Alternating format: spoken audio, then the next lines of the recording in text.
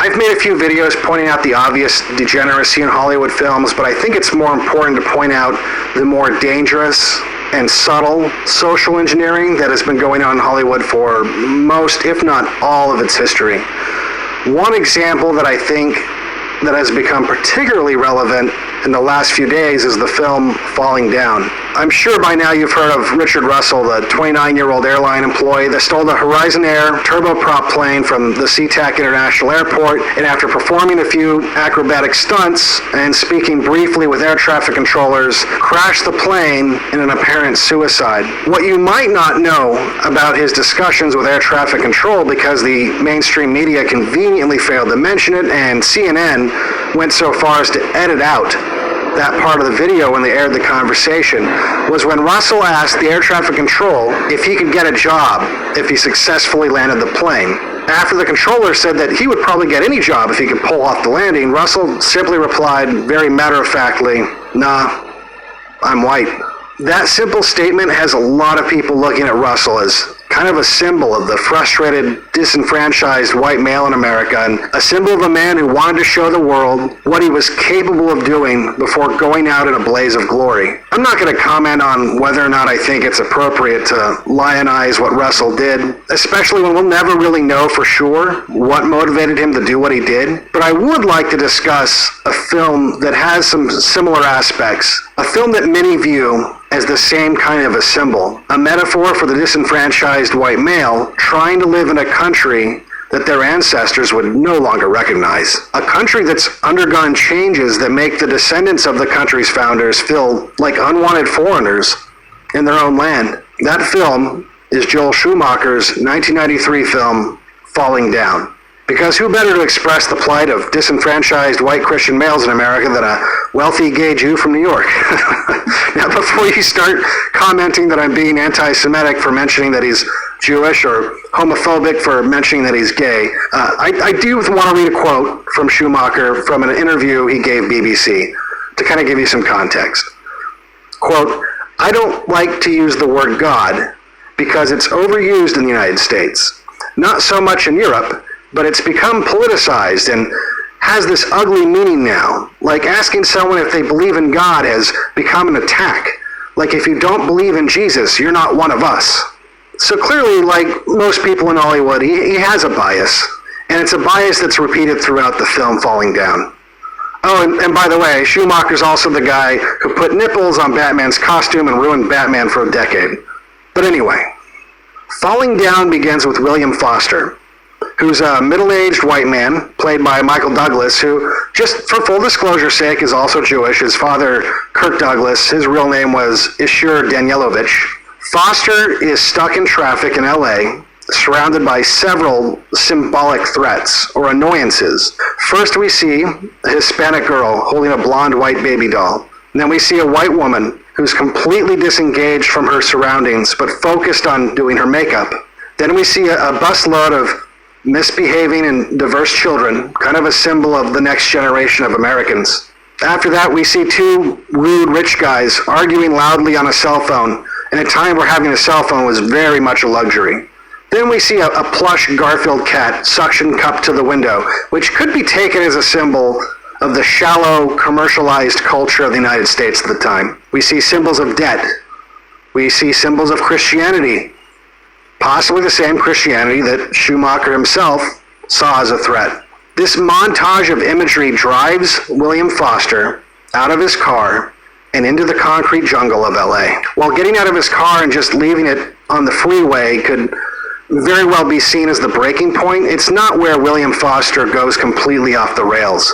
What sends Foster into a tailspin in which there's no coming back from is his first encounter with the various people he will meet throughout the film. This is where the bias really begins to show up. The theme of debt, of economic hardship, is repeated throughout the film.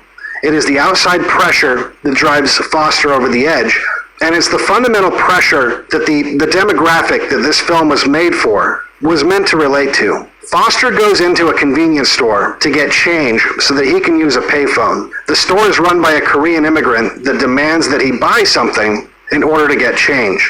when he discovers that a can of soda has been so overpriced to the extent that it wouldn't leave him enough change to even use the payphone. This is the straw that breaks the camel's back. I think this is the most crucial scene in the entire movie, and the subtle blame shifting that is performed is done to perfection. You see, Europeans have a history, and you might say even a natural dislike of usury.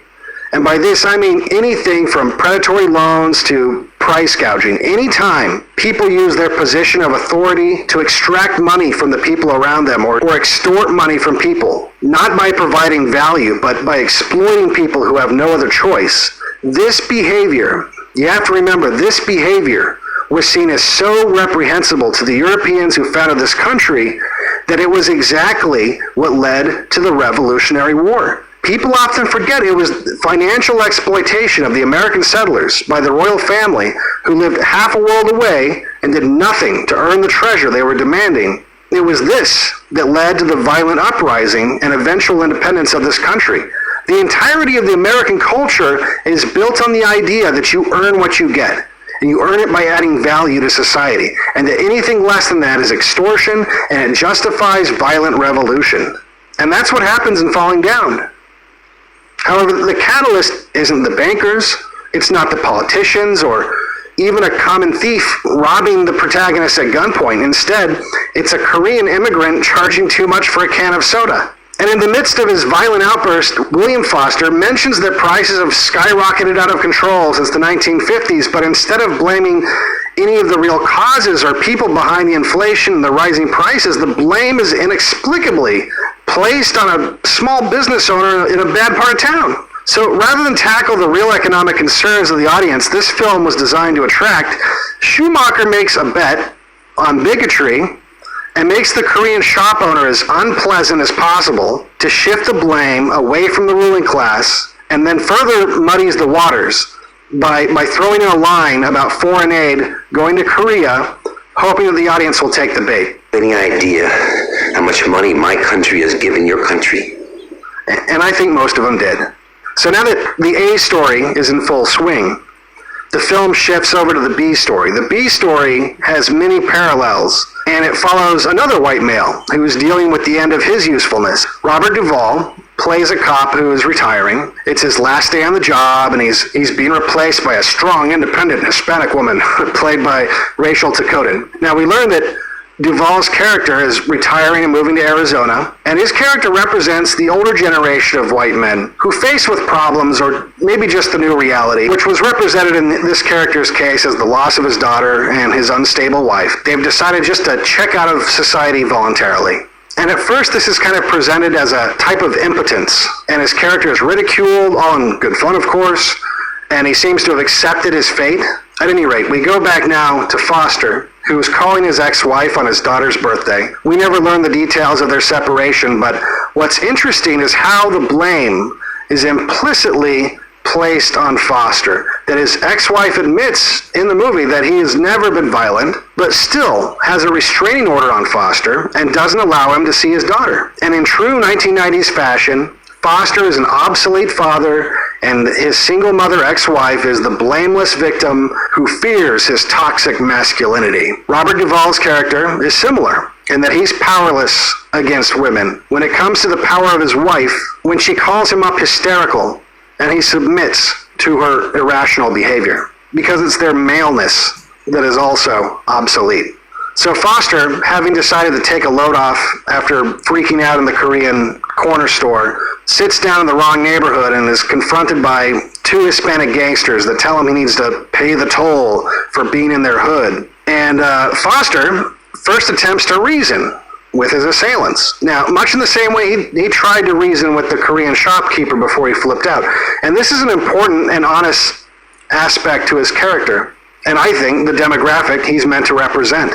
His first response is always to reason with people. He doesn't resort to violence right off the bat. It's not until negotiations collapse. Now, when they do collapse, however, he reacts disproportionately and devastatingly. Plan B, as reluctant as he seems to resort to it, is always excessive force. And that's exactly what he uses against the gangsters.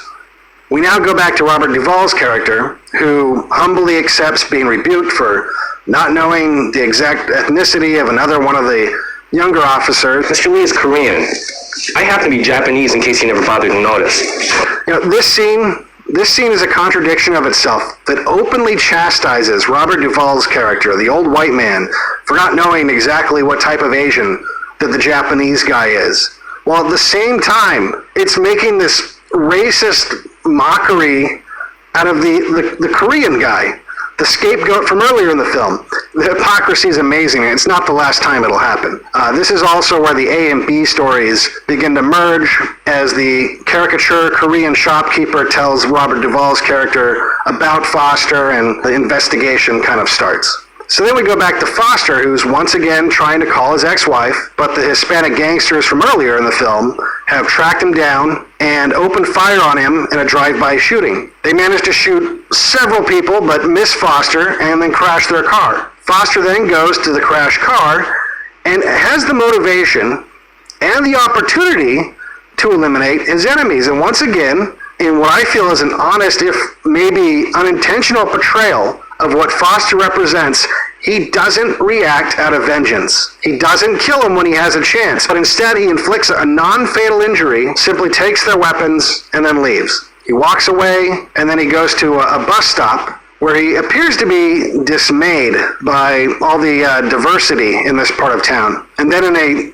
really effective visual metaphor, he tries to get on the bus, but is pushed out of the way by all the minorities and eventually just gives up. He's then stopped by a government worker who tells him he can't go that way either. These are the nuggets of truth that really make this film so appealing to its audience. The director masterfully presents scenes like this that will resonate on a visceral level before really layering in the propaganda. Now, for brevity's sake, I'm going to kind of skip through some of the more repetitive aspects of the film, like this scene where the two young minority cops once again are dismissive of Robert Duvall's character as he begins to kind of figure out who Foster is, and the scene where Foster is upset that the burger joint is no longer serving breakfast, and after trying to negotiate once again, he overreacts and threatens the manager, and the scene where he shoots up a phone booth because someone complained that he was using it too long.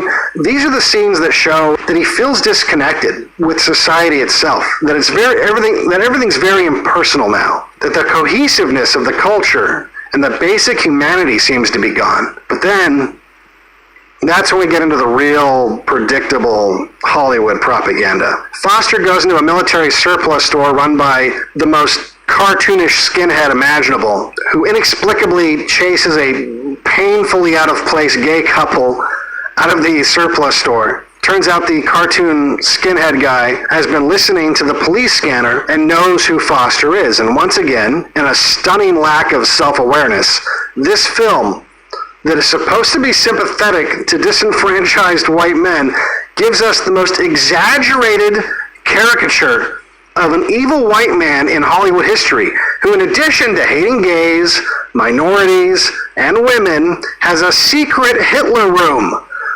A secret Hitler room, complete with a can of Zyklon B. I'm not even kidding. You know what was in this? Zyklon B. You remember what the Nazis had? He has a can of Zyklon B. So now in this movie that white men are supposed to identify with, Foster, the disenfranchised white man, kills the cartoon character evil white man with the secret Hitler room with bazookas and cans of Zyklon B. And after murdering the Nazi, Foster takes the bazooka, dresses up in tactical gear, and then after a little black kid shows him how to use the bazooka because he's too stupid to figure it out, he blows up some government property, scares some rich guy into having a heart attack, and begins to head home.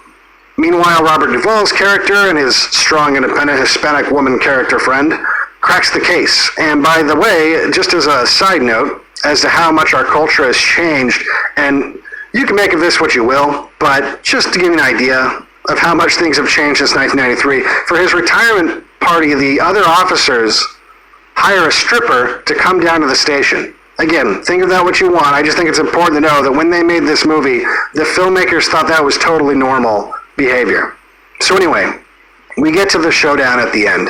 Foster has a gun, and is with his ex-wife and daughter at the end of the pier. Robert Duvall's character tells him he can relate to all the changes. He's seen everything go to shit too, but he just needs to accept it. Foster realizes that there's no way to get out of this situation. He'll never have the life that he wanted. He'll never have his wife and daughter again. That the world itself is no longer for him. He then tells Robert Duvall's character that he has a life insurance policy that will all go to his daughter if Robert Duvall's character will just shoot him. In order to force the situation and commit suicide by cop, he pulls out a toy water pistol and is shot dead on the spot. And that's not even the depressing end of the film. The depressing end is after all of this, Foster's worst fears are realized. The filmmakers smoothly end the film with Foster's daughter, despite her father's body being fished out of the ocean just a couple of blocks away, and Foster's ex-wife, despite having watched the father of her only child shot dead just moments ago. They don't even postpone the birthday party they had planned for that evening. It's her birthday. What should I do? Tell her tomorrow. Let her have her little party. And they carry on as if Foster never even existed. None of the things that pushed Foster over the edge will ever get resolved, either in the movie or in real life. This movie was made over 25 years ago. It's certainly worth watching, and you certainly wouldn't be allowed to make this movie today, even if you killed even more Nazis in it. But it's also not the red pill movie that people think it is. It's cleverly dressed up propaganda that, in my opinion, defends the status quo, and in many ways told us that even if we try to reason, and even if after that fails we react with overwhelming force, in the end, once we're gone, nobody, not our women, not our children, will even remember that we existed at all. For Black Pilled, I'm Devin Stack. If you like my videos, make sure you like and subscribe and share. You can donate at patreon.com/blackpilled or donate to the crypto addresses below.